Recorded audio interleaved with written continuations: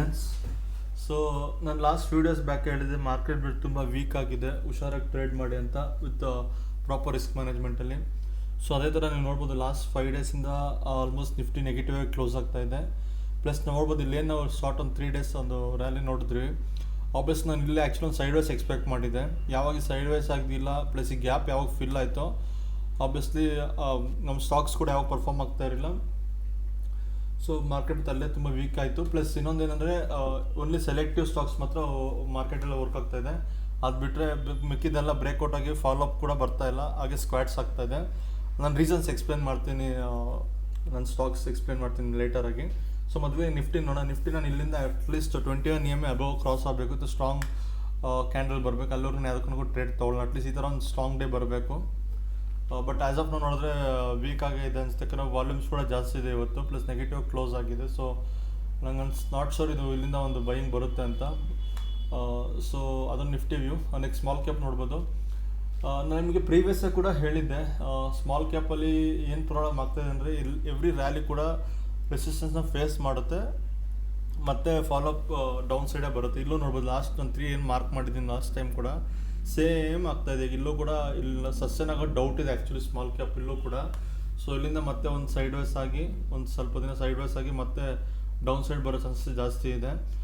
Unless strong ಒಂದು bounce ಬರೋವರೆಗೂ ನಾವು ಸ್ಮಾಲ್ ಕ್ಯಾಪ್ ಅವಾಯ್ಡ್ ಮಾಡೋದೇ ಬೆಸ್ಟು. ಯಾಕಂದರೆ ಈ ಥರ ಡೇಸ್ ಆಬ್ವಿಯಸ್ ನಮ್ಗೆ ಬೇಕಾಗಿಲ್ಲ ಇಲ್ಲಿ. ಸೊ ಅಟ್ಲೀಸ್ಟ್ ಒಂದು ಬೇಸ್ ಫಾರ್ಮ್ ಆಗಿ ಪ್ರಾಪರ್ ಬೇಸ್ ಫಾರ್ಮ್ ಆಗಿ ಒಂದು ಬ್ರೇಕ್ಔಟ್ ಕೊಡಲಿ. ಸೊ ಇದು ಕೂಡ ವೀಕ್ ಆಗಿದೆ ಅಂತ ಹೇಳ್ಬೋದು. ಮಿಡ್ ಕ್ಯಾಪ್ ಕೂಡ ಸೇಮ್ ನಿಫ್ಟಿ ಸ್ಟೋರಿ ಕೂಡ. ಸೊ ಇನ್ ಕೇಸ್ ಏನಾದ್ರು ಇಲ್ಲಿಂದ ಮತ್ತೆ ಫಾಲೋಅಪ್ ಸೆಲ್ಲಿಂಗ್ ಅಂತಂದರೆ ಡಬಲ್ ಟಾಪ್ ಕನ್ಫರ್ಮ್ ಆಗುತ್ತೆ. So not a good sign ಅಂತ ಹೇಳ್ಬೋದು. ಕಂಪೇರ್ ಟು ನಿಫ್ಟಿ ಅಥವಾ ಸ್ಮಾಲ್ ಕ್ಯಾಪಲ್ಲಿ ನೋಡಿದ್ರೆ ಬ್ಯಾಂಕ್ ನಿಫ್ಟಿ ತುಂಬ ಸ್ಟ್ರಾಂಗ್ ಆಗಿದೆ. ಐ ಮೀನ್ ಕಂಪೇರಿಟಿವ್ ಲೆಸ್ಸೇ, ಬಟ್ ಅಂಥ ಸ್ಟ್ರಾಂಗ್ ಏನಿಲ್ಲ. ಸೊ ಇಲ್ಲಿಂದ ನಾನು ಮತ್ತೆ ಸೈಡ್ ವೈಸ್ ಎಕ್ಸ್ಪೆಕ್ಟ್ ಮಾಡ್ತಿದ್ದೀನಿ. ಈ ಚಾನಲ್ ಬ್ರೇಕ್ಔಟ್ ಆಗಬೇಕು, ವಿತ್ ಗುಡ್ ಕ್ಯಾಂಡಲ್ ಬ್ರೇಕ್ಔಟ್ ಆಗೋವರೆಗೂ ಒಳ್ಳೆ ಬುಲ್ಲಿಶ್ ಮೂಮೆಂಟಮ್ ಬರ್ಬೋದು. ಆಮೇಲೆ ಅಲ್ಲಿವರೆಗೂ ಪ್ರಾಬ್ಲಿ ಸೈಡ್ ವೈಸೇ ಆಗಬೇಕು, ಯಾವುದೇ ಕಾರಣಕ್ಕೂ ಫಾಲೋಅಪ್ ಸೆಲ್ಲಿಂಗ್ ಬರಬಾರ್ದು ಇಲ್ಲಿ. ಇನ್ ಕೇಸ್ ಇದು ಕೂಡ ವರ್ಟಿಕಲ್ ಫಾಲೋ ಆಗ್ಬಿಡ್ತು, ಇನ್ ಕೇಸ್ ಏನಾದ್ರು ಈ ಥರ ಒಂದು 2 to 3 ಡೇಸ್ ಫಾರ್ಮ್ ಆಗಿ ಈ ಥರ ಒಂದು ಸೆಲ್ಲಿಂಗ್ ಬಂತು ಅಂದರೆ ಆಬ್ವಿಯಸ್ಲಿ ತುಂಬ ವೀಕ್ ಆಗುತ್ತೆ ಇದು. ಸೊ ಇದು ಡೆಫಿನೆಟ್ಲಿ ಇದು ನಾಟ್ ಎ ಗುಡ್ ಸೈನ್ ಅಂತ ಹೇಳ್ಬೋದು ಈ ಥರ ಆದರೆ. ಸೊ ನೋಡೋಣ, ಸೈಡ್ ವೈಸ್ ಆಗಿ ಒಂದು ಒಳ್ಳೆ ಬ್ರೇಕ್ಔಟ್ ಕೊಡಬೇಕು, ಅದು ಇಂಪಾರ್ಟೆಂಟ್ ನಮಗೆ. ಸೇಮ್ ಮಿಡ್ ಕ್ಯಾಪ್ ಅದೇ ಆವಾಗ ಹೇಳಿದಾಗೆ ತುಂಬ ವೀಕ್ ಇದೆ. ಓನ್ಲಿ 2 ಸೆಕ್ಟರ್ಸ್ ನನ್ನ ಪ್ರಕಾರ ಸ್ಟ್ರಾಂಗ್ ಇರೋದು ಇದರಲ್ಲಿ, ಒಂದು ಮೆಟಲ್ ಮತ್ತು ಆಟೋ ಸ್ಟಾಕ್ಸು. ಅದರಲ್ಲೂ ತುಂಬ ಸೆಲೆಕ್ಟಿವ್ ಸ್ಟಾಕ್ಸ್ ಆಗಿದೆ, ಎಲ್ಲ ಸ್ಟಾಕ್ಸು ವರ್ಕೌಟ್ ಆಗ್ತಾ ಇಲ್ಲ. ನೀವು ನೋಡ್ಬೋದು ಒಳ್ಳೆ ಸ್ಟ್ರಾಂಗ್ ಬೌನ್ಸ್ ಬಂದಿದೆ, but still only selective stocks ಮಾತ್ರ ವರ್ಕ್ ಆಗ್ತಾಯಿದೆ ಆಟೋದಲ್ಲಿ ಕೂಡ. ಸೊ ನೀವೇನಾದರೂ ಮೊಮೆಂಟಮ್ ಪ್ಲೇ ಮಾಡೋಗಿದ್ರೆ ಆಟೋದಲ್ಲಿ ಮತ್ತು ಮೆಟಲ್ಸಲ್ಲಿ ಮಾತ್ರ ಪ್ಲೇ ಮಾಡಿ, with a position size very less, risk ಕಮ್ಮಿ ಇಟ್ಕೊಂಡು ಮಾಡಿ. ಸೊ ಅಷ್ಟೇ ಮೂಮೆಂಟ್. ಮಿಕ್ಕಿದೆಲ್ಲ ಇಂಡೆಕ್ಸ್ಗಳು ತುಂಬ ವೀಕ್ ಆಗಿದೆ. ಪ್ರೈವೇಟ್ ಬ್ಯಾಂಕ್ ಓಕೆ ಫೈನ್, ಇಲ್ಲಿಂದ ನೋಡೋಣ ಒಂದು ಬೌನ್ಸ್ ಬರುತ್ತೇನೆ, ಬಟ್ ಸ್ಟಾಕ್ ಸ್ವಲ್ಪ ಸೆಟಪ್ಸ್ ಆಗ್ತಾ ಇದೆ. But overall breadth weak ಇರೋದ್ರಿಂದ ನಾನು ಅಂಥ ಬುಲಿಶ್ ಆಗಿಲ್ಲ. ನಾನು ನಿಮಗೆ ಮೆಟಲ್ನ ಇಂಡೆಕ್ಸ್ ತೋರಿಸ್ತೀನಿ, ಜಸ್ಟ್ ಮೂಮೆಂಟ್. ನೋಡ್ಬೋದು ಮೆಟಲ್ನ ಸ್ಟ್ರಾಂಗ್. ನಿನ್ನೆ ಆ್ಯಕ್ಚುಲಿ ಇನ್ಫ್ಯಾಕ್ಟ್ ರೆಸಿಸ್ಟೆನ್ಸ್ ಫೇಸ್ ಮಾಡುತ್ತೆ ಅಂದ್ಕೊಂಡೆ, ಬಟ್ ಇವತ್ತು ರಿಕವರ್ ಆಯ್ತದ್ದು. ಸೊ ಮೆಟಲ್ ಇನ್ನೂ ಸ್ಟ್ರಾಂಗ್ ಆಗೇ ಇದೆ. ಸೊ ಏನಾದರೂ ಟ್ರೇಡ್ ಮಾಡೋಗಿರೋ ಮೆಟಲ್ಸ್ ಟ್ರೇಡ್ ಮಾಡಿದ್ದು, ಆಟೋದಲ್ಲಿ ಟ್ರೇಡ್ ಮಾಡಿ, ಅದು ಬಿಟ್ಟರೆ ಅದೇ ಥರ ಯಾವುದೇ ಸೆಕ್ಟರ್ಸಲ್ಲೂ ತೊಗೊಳಕ್ಕೆ ಬಡಿ ಸ್ಟಾಕ್ಸು. ನೀವು ನೋಡಿ ಡಿಫೆನ್ಸ್ ನೋಡ್ಬೋದು. ನಾನು ಆಲ್ರೆಡಿ ತುಂಬ ದಿನ ಮುಂಚೆನೇ ವೀಡಿಯೋ ಕೂಡ ಮಾಡಿದೆ, ತುಂಬ ಡಿಫೆನ್ಸ್ ವೀಕ್ ಆಗಿದೆ ಅಂತ. ಸೊ ಆಬ್ವಿಯಸ್ಲಿ ಇಲ್ಲಿ ನನಗೆ ಇನ್ನೂ ಡಿಫೆನ್ಸ್ ಬೀಳುತ್ತೆ ಅನಿಸುತ್ತೆ. ಡೆಫಿನೆಟ್ಲಿ ನ್ಯೂಸಸ್ ಇದೆ, ಬಟ್ ಚಾರ್ಟ್ ರಿಫ್ಲೆಕ್ಟ್ ಆಗ್ತಾ ಇಲ್ಲ. ಸೊ ಎಲ್ಲರಿಗೂ ಚಾರ್ಟ್ ರಿಫ್ಲೆಕ್ಟ್ ಆಗಲ್ಲ ನ್ಯೂಸ್ಗೆ, ಅಲ್ಲಿವರೆಗೂ ನಮ್ಗೆ ಬೇರೆ ಶಾಖೆ ಇರುತ್ತೆ ಇದು. ಅನ್ಲೆಸ್ ಇಲ್ಲಿಂದ ಒಂದು ಸ್ಟ್ರಾಂಗ್ ಬೈಯಿಂಗ್ ಬರೋವರೆಗೂ ಡೆಫಿನೆಟ್ಲಿ ಡಿಫೆನ್ಸ್ ವೀಕ್ ಆಗಿದೆ. ನನ್ನ ಪ್ರಕಾರ ಇನ್ನೂ ಡೌನ್ ಸೈಡ್ ಇದೆ, ಅಪ್ ಸೈಡ್ ಅಂತೂ ಕಾಣಿಸ್ತಾ ಇಲ್ಲ ಸದ್ಯಕ್ಕೆ. ಸೊ ಇದು ಜಸ್ಟ್ ಮೂಮೆಂಟ್. ಐ ಟಿ ಕೂಡ ವೀಕ್ ಆಗಿದೆ. ಸೊ ಯಾವಾಗ ರೆಸಿಸ್ಟೆನ್ಸ್ ಫೇಸ್ ಆಯಿತು ಸಸ್ಟೈನ್ ಆಗಿಲ್ಲ. ಆಬ್ವಿಯಸ್ ನನ್ನ ಪ್ರಕಾರ ಐ ಟಿ ಬೀಳುತ್ತೆ. ಸೊ ನೋಡೋಣ, ಬಟ್ ಫೈನ್. ನಾನು ಹೇಳಿದಾಗೆ ನೀವು ಬರೀ ಆಟೋ ಮತ್ತು ಮೆಟೀರಿಯಲ್ ಮಾತ್ರ ಫೋಕಸ್ ಮಾಡಿ. ಅನ್ಲೆಸ್ ಪ್ರೀವಿಯಸ್ ಟ್ರೇಡ್ಸ್ ವರ್ಕ್ ಆದರೆ ಮಾತ್ರ ಟ್ರೇಡ್ ತೊಗೊಳ್ಳಿ, ಇಲ್ಲಾಂದರೆ ತುಂಬ ಪೊಸಿಷನ್ ಸೈಜ್ ಕಮ್ಮಿ ಇಟ್ಕೊಳ್ಳಿ.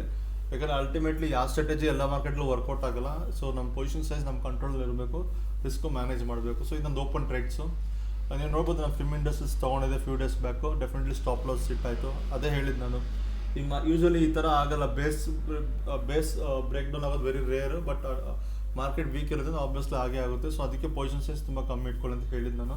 ಸೊ ಫಿಮ್ ಇಂಡಸ್ಟ್ರೀಸ್ ನಂದು ಡೆಫಿನೆಟ್ಲಿ ಸ್ಟಾಪ್ ಲಾಸ್ ಹೊಡಿತು, ಮುತ್ತೂಟ್ ಫಿನಾನ್ಸಲ್ಲಿ ಕೂಡ ಸ್ಟಾಪ್ ಲಾಸ್ ಹೊಡಿತು. ಸೊ ನಾನು ನೋಡ್ಬೋದು ಎಂಟ್ರಿ ಆಲ್ಮೋಸ್ಟ್ ಇಲ್ಲಿಂದಾನೆ ಎಂಟ್ರಿ ಆಗಿದೆ ನಾನು ಡಿಸೆಂಬರ್ 1 ಇಂದಾನೆ. So trailing stop loss hit ಆಗಿದೆ. ಸೊ ಅದು ಕೂಡ ಸ್ಟಾಪ್ ಲಾಸ್ ಹಿಟ್ ಅಂತಲೇ ಹೇಳ್ಬೋದು. ಟಿ ವಿ ಎಸ್ ಮೋಟರ್ಸಲ್ಲಿ ಕೂಡ ನನ್ನ ಸ್ಟಾಪ್ ಲಾಸ್ ಹಿಟ್ ಆಯಿತು. ಸೊ ಅದಕ್ಕೆ ನನ್ನ ಪೊಸಿಷನ್ಸಸ್ ತುಂಬ ಕಮ್ಮಿ ಇಟ್ಕೊಂಡಿದ್ದು, ಪ್ಲಸ್ ನಾನು ಟೆಸ್ಟ್ ರೇಟ್ಸ್ ವರ್ಕಾರೆ ಮಾತ್ರ ಅಗ್ರೆಸಿವ್ ಬಿಲ್ಡ್ ಮಾಡ್ತಾ ಇದ್ದೆ. ಸೆಕೆಂಡ್ ಮನಪುರಮ್ ನೋಡ್ಬೋದು. ಮನಪುರಮ್ ಆ್ಯಕ್ಚುಲಿ ನಂಗೆ ಒಳ್ಳೆ ಪ್ರಾಫಿಟಲ್ಲಿತ್ತು. ನಾನು ಇನ್ಫ್ಯಾಕ್ಟ್ ಹೋಲ್ಡ್ ಮಾಡಬೇಕಾಗಿತ್ತು, ಬಟ್ ಬಿಕಾಸ್ ನನ್ನ ಪಾಸ್ಟ್ ಟ್ರೇಡ್ಸ್ ಲಾಸ್ ಆಗಿರೋದ್ರಿಂದ ನಂಗೆ ಬ್ರೇಕ್ ಇವನ್ ಪಾಯಿಂಟ್ ಬರೋಕ್ಕಿತ್ತು ಈ ಮಂತ್ ಇಕ್ವಿಟಿ ಕರ್ವ್. ಅದಕ್ಕೋಸ್ಕರ ನಾನು ಎಕ್ಸಿಟ್ ಆದೆ. ಬಿಕಾಸ್ ನಾನು ಯೂಶ್ವಲಿ ಡ್ರಾಡೌನ್ಸ್ ಲೈಕ್ ಮಾಡಲ್ಲ. ನನ್ನ ಟೆಸ್ಟ್ ಪೊಸಿಷನ್ಸ್ ಲಾಸ್ ಆಗಿದ್ದರಿಂದ ನಾನು ಜಸ್ಟ್ ಅದಕ್ಕೆ ಮನಪುರಮ್ ಎಕ್ಸಿಟ್ ಆದೆ. ಬಟ್ ಆ್ಯಕ್ಚುಲಿ ಎಕ್ಸಿಟ್ ಆಗಬಾರ್ದಾಯ್ತು, ಯಾಕಂದರೆ ಡೆಫಿನೆಟ್ಲಿ ಗೋಲ್ಡ್ ಒಳ್ಳೆ ಮೂಮೆಂಟ್ ಇರೋದ್ರಿಂದ ಅಬ್ವಿಯಸ್ಲಿ ಇದು ಓಡುತ್ತೆ. ಕ್ವಾರ್ಟರ್ಲಿ ರಿಸಲ್ಟ್ಸ್ ಕೂಡ ಚೆನ್ನಾಗಿದೆ. ಸೊ ಬಟ್ ಫೈನ್, ನಾನು ಬುಕ್ ಮಾಡೋದ್ರಿಂದ ನಾನು ಏನು ಯೂಸ್ ಇಲ್ಲ ಇದ್ರ ಬಗ್ಗೆ ಮಾತಾಡೋದೀಗ. But that's fine, nothing regrets ಏನಿದೆ, ಫೈನ್. ಮಾರುತಿ ಆ್ಯಕ್ಚುಲಿ ಇವತ್ತು ಎಂಟ್ರಿ ಆದ, ನಾನು ಆಗಬಾರ್ದಾಗಿತ್ತು, ಬಟ್ ಎಂಟ್ರಿ ಆದೆ ವಿತ್ 5% ಪೊಸಿಷನ್ ಸೈಜಿಂಗ್ ಎಂಟ್ರಿ ಆದೆ. ಯಾಕಂದರೆ ಸ್ಟಾಪ್ ಲಾಸ್ ತುಂಬ ಟೈಟ್ ಆಗಿತ್ತು, ಹಾರ್ಡ್ಲಿ 1.4%. ಸೊ ಅದಕ್ಕೆ ಎಂಟ್ರಿ ಆದೆ. ಪ್ಲಸ್ ನಾನು ಮಣಪುರಂ ಮೇಲೆ ಬುಕ್ ಮಾಡೋದ್ರಿಂದ ನಾನು ಎಂಟ್ರಿ ಆದೆ.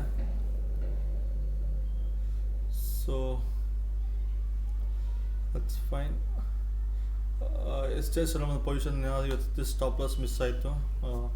ನಾನು ಆ್ಯಕ್ಚುಲಿ ಕ್ಯಾಂಡಲ್ ಸ್ಟಾಪ್ ಲಾಸ್ ಸಿಕ್ಕಿದೆ 1677. ಸೊ ಇದೇ ಹೇಳಿದ್ದು, ನಮ್ಮ ಬ್ರೇಕ್ಔಟ್ ಆಗಿ ಸಸ್ಟೈನ್ ಆಗಲು ವಾಪಸ್ ಬೇಸ್ಗೆ ಬರ್ತಾ ಇದೆ ಇದೇ ಮಾರ್ಕೆಟ್. ಬಟ್ ನಾನು ಎಮೋಷ್ನಲಾಗಿ ಎಕ್ಸಿಟ್ ಆಗ್ತಿಲ್ಲ, ಸ್ಟಾಪ್ ಲಾಸ್ ರೆಸ್ಪೆಕ್ಟ್ ಮಾಡ್ತಾ ಇದ್ದೀನಿ. ಜಾಕೆಟ್ ಏರ್ ಫೈನ್, ನೋ ಪ್ರಾಬ್ಲಮ್, ಬ್ರೇಕ್ಔಟ್ ಆಗಿ ಸಸ್ಟೈನ್ ಆಗಿದೆ. ಅಥರ್ ಎನರ್ಜಿ ಕೂಡ ಫೈನ್, ಅಲ್ಲೇ ಸೈಡ್ ವೇಸ್ ಆಗಿದೆ ಎಂಟ್ರಿ ಆದಾಗಿಂದ. ನಾನು ಸ್ಟಾಪ್ ಲಾಸ್ ಸಿಕ್ಕಿದ್ದೀನಿ. ಸೊ ಜೈನ್ಕೋ ಇಂಡಸ್ಟ್ರೀಸ್ ಮತ್ತು ಮೆಟಲ್ ಸೆಕ್ಟರ್ ಇದೊಂದು ಒಳ್ಳೆ ಸ್ಟ್ರಾಂಗ್ ಎಂಟ್ರಿ ಆಗಿತ್ತು ನಂದು ಸ್ಟ್ಯಾಂಡರ್ಡ್ ಬ್ರೇಕ್ಔಟಲ್ಲಿ. ಸೊ ಅದು ನಮಗೆ ಇದು 15% ಅಪ್ ಮೂವ್ ಇದೆ. ಇನ್ನು ನಾನು ಪ್ರಾಫಿಟ್ ಬುಕ್ ಮಾಡಿಲ್ಲ, ಟ್ರೈಲಿಂಗ್ ಮಾಡ್ತೀನಿ. ಸೊ ಅಲ್ಯೂಮಿನಿಯಂ ಕೂಡ ನೋಡ್ಬೋದು, ನಾನು 290 ಎಂಟ್ರಿ ಆಗಿದೆ, ಸ್ವಲ್ಪ ಇಲ್ಲಿ ಎಕ್ಸಿಟ್ ಆಗಿದೆ 304, ಮಿಕ್ಕಿ 315 ಎಕ್ಸಿಟ್ ಅದೇ. ಇನ್ನು ರಿಮೈನಿಂಗ್ ಪೊಸಿಷನ್ಸ್ ಇದೆ, ಅದನ್ನು ನಾನು trailing ಮಾಡ್ಕೊಂಬರ್ತೀನಿ.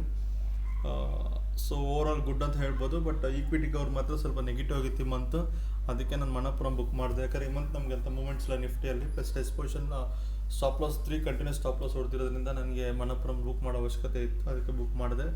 So overall market weak ಆಗಿದೆ. ಟೆಸ್ಟ್ ಪೊಸಿಷನ್ಸ್ ತೊಗೊಳ್ಳಿ, ಅದು ಮೆಟಲ್ ಮತ್ತು ಆಟೋ ಫೋಕಸ್ ಆಗಿ ಇಟ್ಕೊಳ್ಳಿ. So thank you very much.